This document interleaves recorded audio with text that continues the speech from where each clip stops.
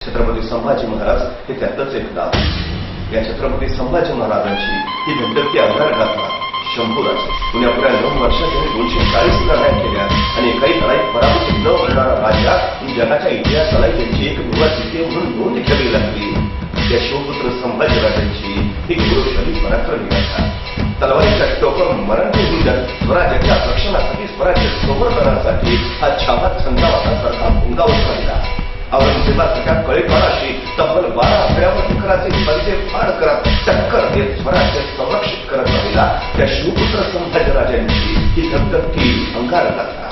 संभाजींच्या शौर्यापुढे आठवण झालेल्या औरंगजेबालाही अखेर हातांश उद्गार काढावे लागले. मवळ्यांच्या उरावरात ज्यांनी बळद मनगडात ज्यांनी रग पेरली आणि छातीत ज्यांनी धग धरली त्या संभाजीराजांची कर्तृत्व गाथा.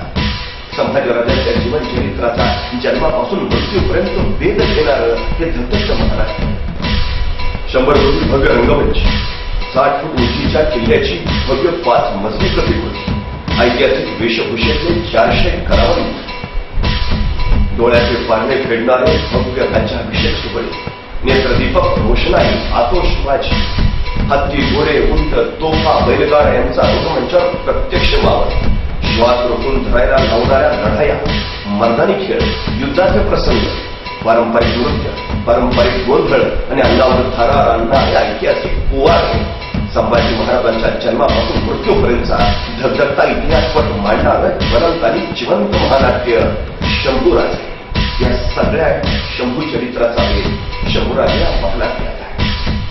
इतिहास जिवंत करणारं एक ज्वलंत तेजस महानाट्य शंभूराजे. इतिहास आता बघायचा नाही, इतिहास आता जगायचा. या महानाट्याच्या माध्यमातून तुमच्या राज्यावर जिवंत असणाऱ्या आणि जलंकन राहणाऱ्या शंभूराजांच्या कर्तृत्व गाथेच्या साक्ष.